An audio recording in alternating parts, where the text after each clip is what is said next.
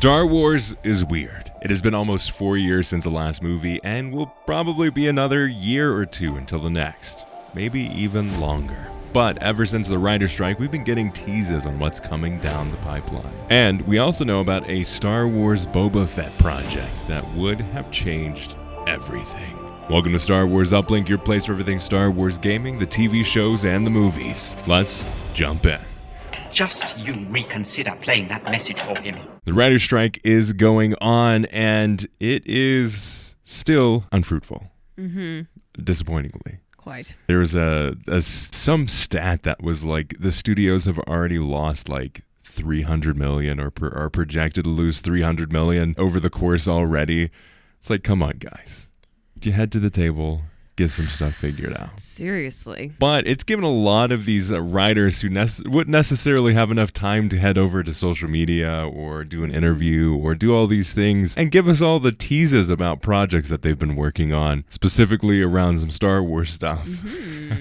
What else are they going to do? They're striking. You got to fill some time when you're not on the picket lines and you're refueling. And obviously, if you're Sean Levy, you're going to talk about the state of your Star Wars project. Apparently so. And this is what he had to say.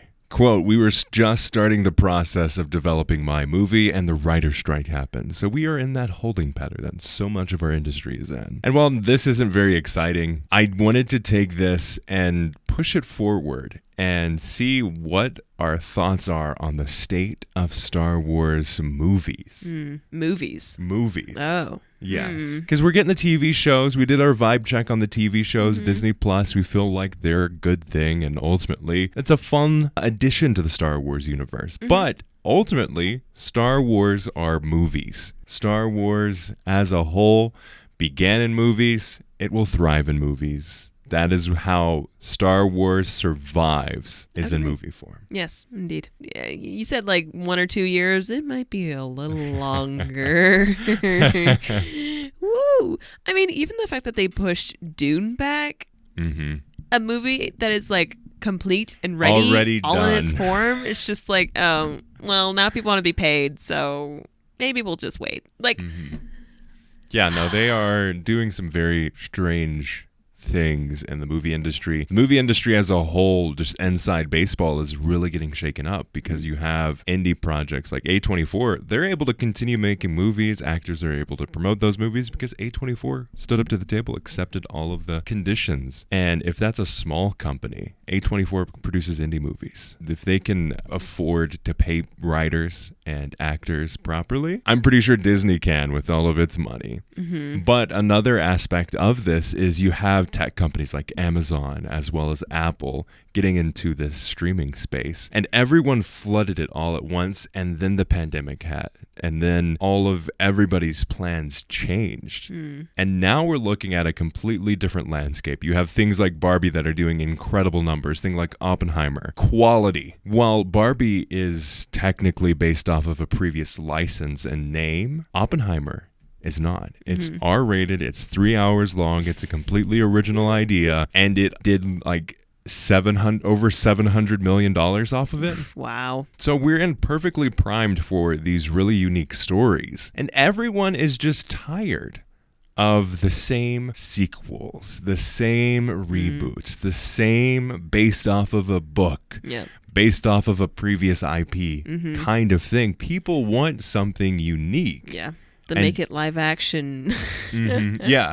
Can we all just say that we're tired of that, please? And I feel like everything is changing. If you look at Indiana Jones, for instance, a very established IP that has had success in the box office before, and they released another movie, but they didn't market it properly. They marketed it off of nostalgia, and nostalgia doesn't sell anymore. Doesn't. So when you look at something like Star Wars, you need to move forward, but you need to bring that core of what makes Star Wars with you when you do that, but not make it the only thing. If you look at the sequel trilogy, the biggest failings of the sequel trilogy was it tried to just remaster the original trilogy while also trying to say its own thing while also trying to not step on any toes, while also trying to do this, instead of saying, hey, yes, we need to honor what came before. This needs to be a continuation of that story, but we need to go in it with this viewpoint. We need to go in it with this understanding of this is the story that we're going to tell.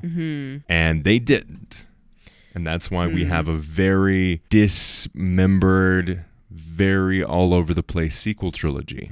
I hope that they're taking some lessons from the TV shows, honestly, because I feel like they've kind of gone through all the different, like, maybe not all of them, but there's several different ideas of like storytelling and like stuff like that. And I hope they can see what works. And they must know. I mean, they must know what makes a good movie. You would think so. A good series, a good trilogy. Come on, guys. Like, well, what makes a good trilogy is them stepping aside and letting them do their thing. If you look at Andor, if you look at Rogue One, these are examples of Lucasfilm, Disney stepping back a little bit and giving more control to the creatives, giving more control to people who know what they're doing and are established filmmakers. If you look, Rogue One had a bunch of ups and downs, mostly because Gareth Edwards was a pretty green filmmaker. Then they brought Tony Gilroy in to do the reshoots and fine tune it. There was I think he did about like 30 or 40% of the movie ended up being Tony Gilroy. Oh, wow. Like he reworked it a lot. And it was more of a Tony Gilroy movie than it was a Gareth Edwards movie. Yeah, I could see that. But if you go on to another side of things, The Last Jedi was the only Star Wars movie in all of the Star Wars movies that had no production issues. And that's because Rian Johnson is a very good filmmaker. And he knows how to handle these big budgets, and he knows how to make these movies. So if you look at this situation here, there is a struggle. Because Disney is relying more on these established franchises, they're going to want more of these established franchises to have more movies. But at the same point, they need those movies to be very unique while also having a lot riding on them. And that is not an equation that usually works. Yeah. High expectations means overblown budgets, which means not very good story, which means people are kind of disappointed. And I don't think we need that right now for Star Wars. I'm curious to get your thought on what you think people want these days, because I feel like a pretty recent thing that nostalgia is not what sells. Like I feel like within the last 5 years even, that died. Like we were all like riding the nostalgia hype for a really long time with like, I don't know, just callbacks and stuff like that. And you said the thing. Yeah, and like cameos and stuff like that, and it was really cool, and we're like, oh my gosh, this is great. And then it was like 5 years ago, it was like, no, we're done. This has been I think a lot of it rides on the pandemic happening. What would you say though is like now, like what do you think people want now? People want unique stories. They want unique stories. Let me rephrase this. They need unique, interesting, unique stories. They want the same old. Yeah. Unless you have something like Oppenheimer or Barbie, where you can bring people out of their seats, out of their house, out of their living room, and away from the streaming service to go to a theater. And you need something that is, one, worth going to the theater for. That is something that is changing in everything. It's like, I won't go see this movie because I can just watch that at my house. Yeah. I'll wait until it's free. I need to see Oppenheimer in IMAX. I need to see Barbie on the big screen because it's a social and cultural movement. I need to do this here. And I feel like that's part of it. But also, stories resonate with people. No matter where you are in the world, no matter what you've done, no matter what you do for a living, stories resonate with people. Good stories resonate very well with people, and bad stories also resonate very well with people. Yeah. In the opposite direction. And I feel like we're in this tipping zone of like, there's so much expectation around Star Wars movies right now. And there's so much more need for those Star Wars stories to be unique and good stories. Yeah. Especially in the movies. What are your thoughts on this? What do you think people are going to? Because we've been doing, there was a week, maybe like a month ago, we saw 3 movies in a row. In 1 week. At the theaters. I definitely think originality is something that we are all craving. But like you said, it's in the things we know. Like we want to see. I feel like we're in a craving for artistry, for something different, but not too different. Yeah. Which is kind of unfair to a lot of artists to be like, no, but you still got to fit in this mold. I don't know. That's kind of why I asked, is I don't really quite have the nail pinpointed right now. I think part of it too is moviegoers, partakers of media in general, whether that be film, whether that be YouTube videos, whatever it is. You want to be valued as someone who is partaking that. I think the real struggles with The Last Jedi is around the feeling of kind of being, I don't know, like feeling a little dumb with some of the plot twists. Some of those decisions are like, but that just came out of nowhere. Yeah, I think as an audience, we feel like we're not being taken seriously enough. Yeah. And I think that's getting old really fast. I think especially in Star Wars, we are wanting something that makes us feel validated as Star Wars fans to be like, no, we deserve something good and something smart and witty and Star Wars. And if you look at something like Andor, or if you look at something like Ahsoka, I feel like those are two prime examples of this. Because I feel like what's funny is there's a lot of the discussions on Twitter mostly around content creators in the Star Wars space. If you look at Star Wars Theory, and everyone loves to make fun of Star Wars Theory because he's got a brand, it's popular for him, he makes content that is popular to support his living. That's just what he's doing. He's playing the game just like everybody else is doing. I don't particularly enjoy his content. But if you look at the reception of Ahsoka, Star Wars Theory, who's someone that would hate everything Disney, loves it. And then the opposite side of things, everyone else who generally loves Star Wars also loves it. So if you have something like Ahsoka that comes out, that is coming from a place like it's bringing the nostalgia around Ahsoka. But instead of like, remember that thing in Rebels? Or remember that thing in Clone Wars? He's like, no, this is a continuation. I'm not going to hold your hand through a lot of it. This is a new story with these same characters. And I feel like that's what we want to see. We want to see in Star Wars, we want to see the same characters do new things. We don't want to see new characters do the same things. I think that's where, when you look down into it, that is the problem that Star Wars has been facing. So if you look at Obi-Wan, he's the same characters doing kind of the same thing. Yeah. If you really look into, like, we take that into a step further of new characters doing the old thing, Reva. I feel like there's a side of things with Reva where it's super racist and super bad. I'm not talking about that side of things. I'm talking about the fact that they took the opportunity to have a strong black female character villain, and they threw it out the window and they just played it safe. And instead of doing something exciting, they kind of just did the stereotypical, I'm a bad person because this thing happened and now I'm going to whine about it. And I might turn good at the end. Yeah, that is a new character doing the same thing. We want the same characters doing new things while also introducing new characters. Yeah, introduce new characters, You need new characters to push things forward. If you look at Balin, fan favorite character now. Yeah. New character. Doing new things. Novel. Yeah. Merrick, new character. Doing new things with characters we are familiar with and not going against the grain and not, talking down to people. What? Merrick didn't take his helmet off? Yes. Gasp! Turns out he's just a Night Sister creation.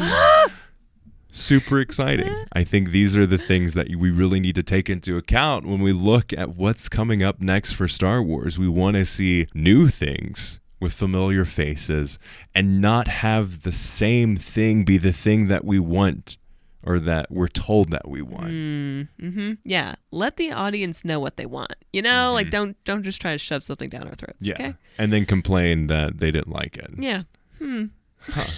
It's your fault that you didn't like this, Yeah. obviously. But on that same note, before The Mandalorian, before the Book of Boba Fett, before the rise of Disney Plus, there was a movie based around a Mandalorian.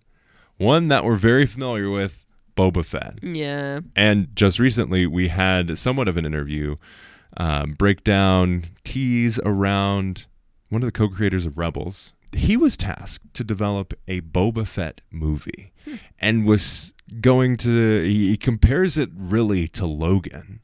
Whoa. Huh. So comparing it to Logan, and he said, let me pull up the direct quote because this is so good. Yeah, so the X-Men writer and director Simon Kinberg says this when he was speaking to Polygon. It says he was once tasked with writing the dropped blockbuster of Boba Fett.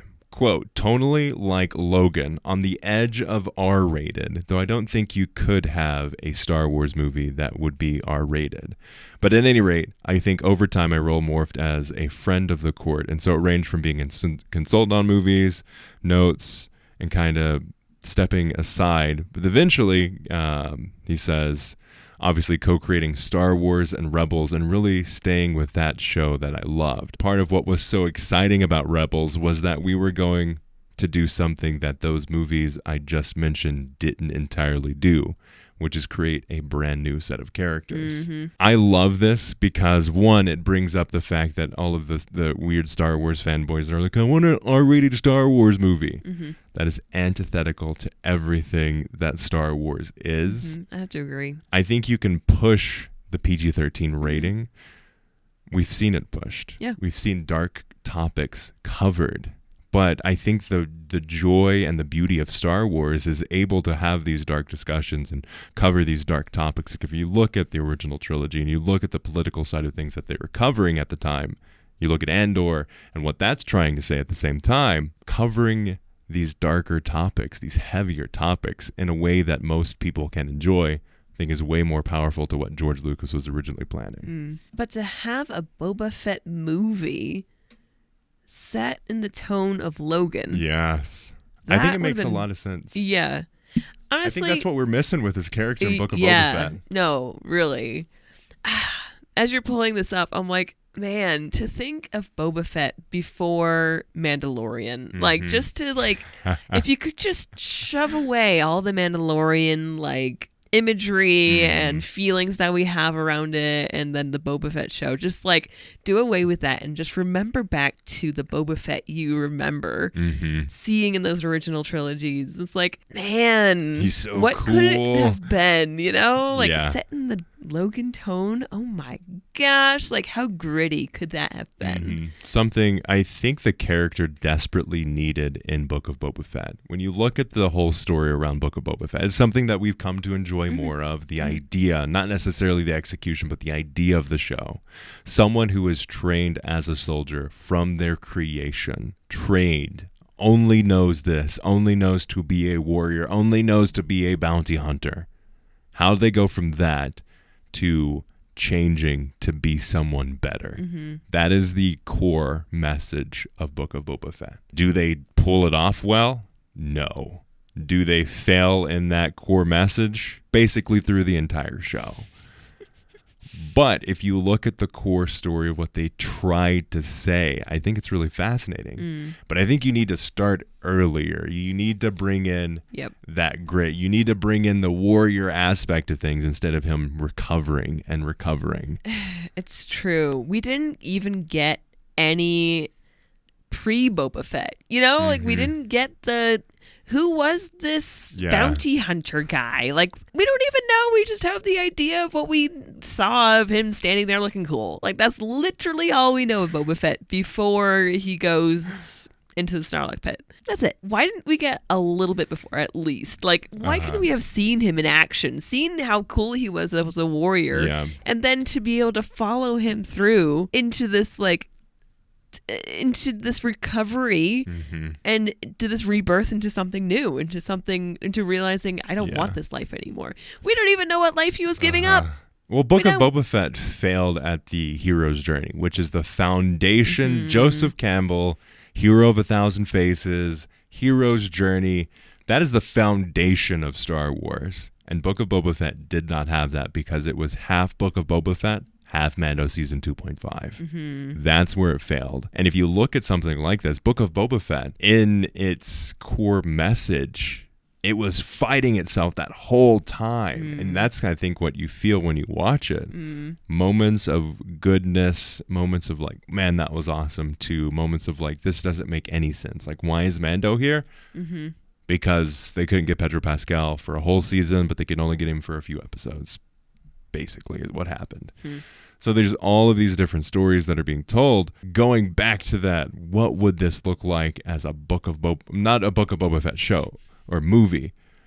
What would a Boba Fett movie look like? What would this look like as someone who has come out of the Sarlacc pit, who has made it past this, has survived, and is looking to move on? What does that look like? What does it look like for such a soldier to be stripped of all meaning, be stripped of the armor that defined him? What does it look like for him to create his own path? I feel like that's the strength of what a Boba Fett show could be, or a Boba Fett movie could be. Yeah. You know, it's really too bad because I really did feel a lot of the strength in the Book of Boba Fett when he's with the Sand People. Like, there was a lot of good moments in that. And it didn't match up. And I really feel like a movie could have... Because you have to be more concise. Yeah. But I think the movie, because it had to be more concise, it would make that feel so much better. Yeah. Like, I think it would have had a much better flow to it. And that's not even, like, that's just if the Book of Boba Fett was a movie, I guess. I guess that's kind of more of where I would put it. But I don't know. I feel like a Boba Fett movie would have been so much more different pre-Mandalorian than what we would see now. Because Mandalorians. Yeah, I mean, even if Book of Boba Fett didn't happen, let's say that didn't exist at all, and a Boba Fett movie was going to be pitched, I think you're head on. Like, I don't think it would be what we would want still. Just because they're telling a different story now with Mandalorians in general, and Boba Fett's not a Mandalorian. No, he just wears the armor. Yeah, and they can't tell that story right now. Yeah. Boba Fett has lost his luster because of Mandalorian.